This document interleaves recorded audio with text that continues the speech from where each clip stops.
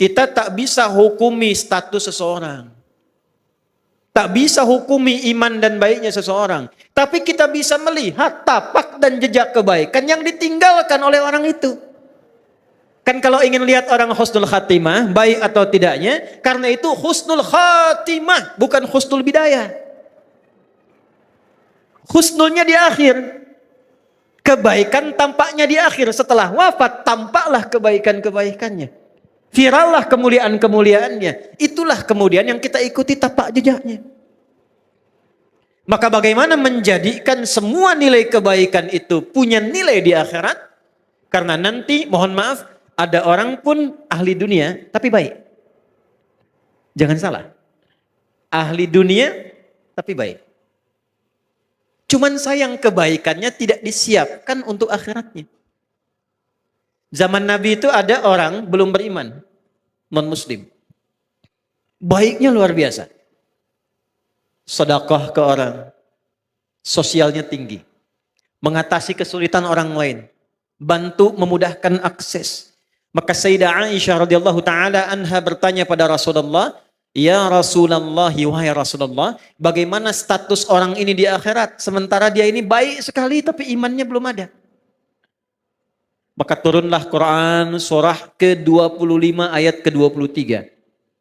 Wa qadimna ila ma 'amilu min 'amalin faj'alnahu haba'an manthura. Wa qadimna, naknya li ta'zimin nafsi fi ta'zimin sya'ni. Menunjukkan keagungan Allah pada sesuatu yang sangat penting. Jadi kalau kita terjemahkan dengan tafsir, demi keagunganku dan keadilanku, aku berikan balasan untuk dunianya. Tapi di akhirat dia tidak bernilai.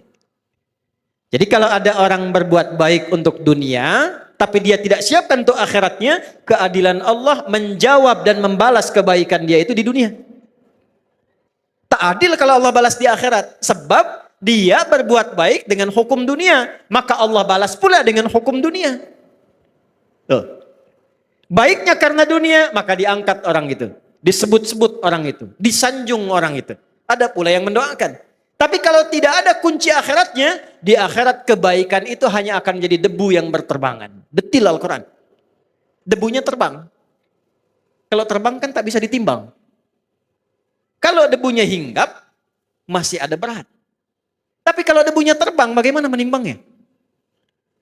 Maka kunci pertama, bagaimana kita menyiapkan bekal ke akhirat tanpa meninggalkan dunia. Yang pertama, rubahlah rutinitas dunia kita menjadi ibadah. Satu. Maka berubahlah perbuatan kita dari sekedar rutinitas amal, punya sifat ibadah, namanya soleh. Maka amalnya berubah menjadi amal soleh. Setiap amal yang menjadi soleh, maka dia punya sifat baru, namanya hasanah. Ketika amal menjadi hasanah, maka dia punya poin. Poin inilah yang disebut bekal akhirat, namanya ajrun. Yang kita sebut pahala. Pekerjaannya tetap dunia. Tapi pekerjaan dunia ini karena diniatkan menjadi ibadah, amalnya menjadi soleh, perbuatan baiknya diridhai Allah menjadi hasanah, maka setiap hasanah punya nilai akhirat. Dari mana dalilnya? Quran surah ke-6 ayat 160. Man jaa'a bil hasanati falahu 'asyru amthaliha. Setiap perbuatan yang baik yang kita kerjakan dengan niat akhirat menjadi hasanah. Akan dikonfirmasi hasanah ini di akhirat dalam bentuk pahala sebagai bekal pulang. Karena itu doanya, Rabbana atina fid dunya hasanah. Dikonfirmasi hasanahnya di akhirat. Wa fil akhirati hasanah. Nah sekarang, bagaimana cara merubah perbuatan dunia menjadi hasanah, menjadi punya nilai akhirat?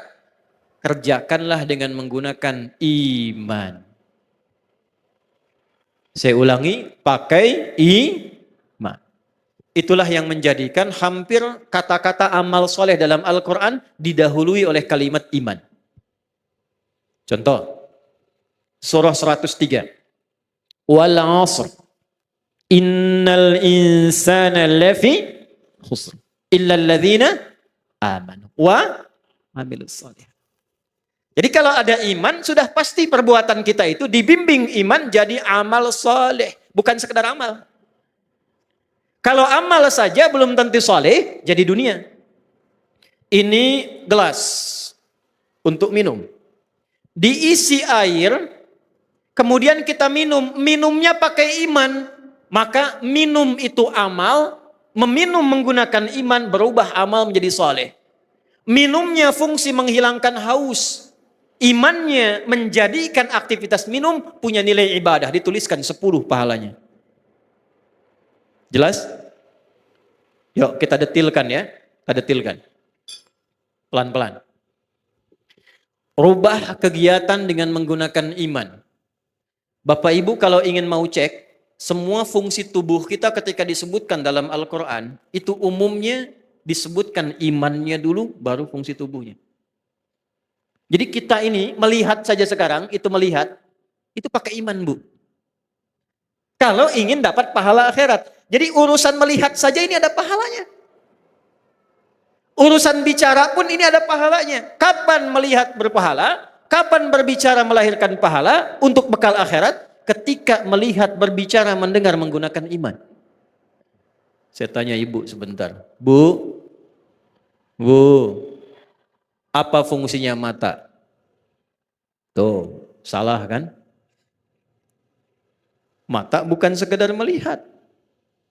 Kalau melihat saja, itu fungsi dunia, tidak beda dengan hewan. Kambing melihat. Kambing melihat tidak? Melihat. Ayam melihat. Elang melihat. Mata elang lebih tajam dibanding mata kita. Elang di udara, anak ayam kelihatan. Ibu naik Garuda, anak sendiri tak tampak. Hah? Tapi mata kita dihisab, mata elang tidak. Karena itu, karena hisab adanya di akhirat, maka hukum akhirat kita pakai, melihatlah pakai iman. Dari mana rumus melihat pakai iman? Laki-laki Quran surah ke-24 ayat 30, perempuan ayat 31-nya.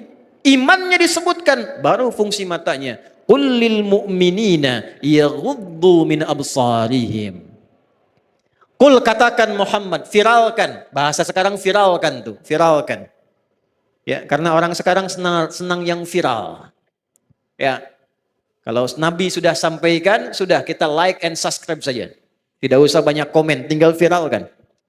Qul lil mu'minina, Muhammad katakan, viralkan pada pria-pria yang masih merasa punya iman.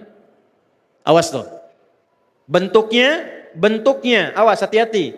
Isim fa'il dalam bentuk maf'ul, kata benda, bukan kata kerja. Allah tidak mengatakan qul lil ladzina amanu. Allah tegaskan kullil mu'minin. Ketika ada objek, ya, kita yang diminta ini, objek itu kita. Ya, yang diminta oleh Allah, menggunakan kata benda, isim, itu hukumnya lebih kuat dibandingkan kata kerja. Karena benda tidak berubah. Pekerjaan masih bisa berubah. Ya, contoh, ini gelas sampai kiamat kurang 2 hari tetap akan jadi gelas. Tidak akan pernah jadi ayam. Karena benda. Tapi semua terkait pekerjaan, ya, maaf, termasuk masuk kepada sifat karena dia unsur pekerjaan pasti berubah. Sayang, itu sifat yang masuk pada kata kerja. Orang tua sayang pada anak, diberikanlah pelukan, diberikanlah senyuman, pekerjaannya itu. Ya, tapi sayang itu tidak selamanya akan sama. Coba ibu saya tanya. Suami ibu dari awal nikah sampai sekarang sayangnya sama enggak? Ah, kencang tuh. Tidak. Ke masjid itu berangkat pekerjaan. Bisa ada orang semangat, bisa ada orang lambat. Tergantung motivasi. Tapi kalau benda tidak berubah. Maksudnya apa? Ini sepanjang mata masih tetap jadi mata. Bagi orang beriman fungsinya tidak akan berubah. Apa fungsinya? Yaghuddu min absarihim, imannya akan membimbing matanya hanya untuk melihat apa yang dibenarkan oleh imannya. Bila kata imannya ini tak baik, maka ghaddul basar, kata imannya palingkan. Karena itu standar pria yang punya iman, imannya akan menuntun matanya dan membuat batasan. Ini yang boleh dilihat, ini yang tak boleh dilihat. Beda dengan yang belum punya iman, semua bisa dilihat. lisan. Dari mata turun ke, oh jangan langsung ke hati aja Mbak. Dari mata turun ke lisan, ke mulut nih. Apa fungsi mulut? Mulut ketika disebutkan di Quran, imannya dulu disebut baru lisannya. Ya ayyuhalladzina amanu, imannya dulu. La yashar qaumin qaum. La yaghtab ba'dukum ba'da. Nabi kuatkan, man kana yu'minu billahi wal yaumil akhir, imannya dulu. Falyakul khairan aw liyas. Ternyata mulut fungsinya untuk berkata yang baik-baik. Kalau punya iman. Jadi kalau kita bicara, bicaranya dituntun oleh iman, setiap bicara kita dituliskan pahala itu. Untuk bekal pulang. Jadi pahala itu bukan hanya dalam sholat. Pahala bukan hanya dalam zikir. Setiap kata-kata kita zikir. Setiap langkah kita itu zikir. Kalau diniatkan lillah untuk ibadah, itu ada pahalanya.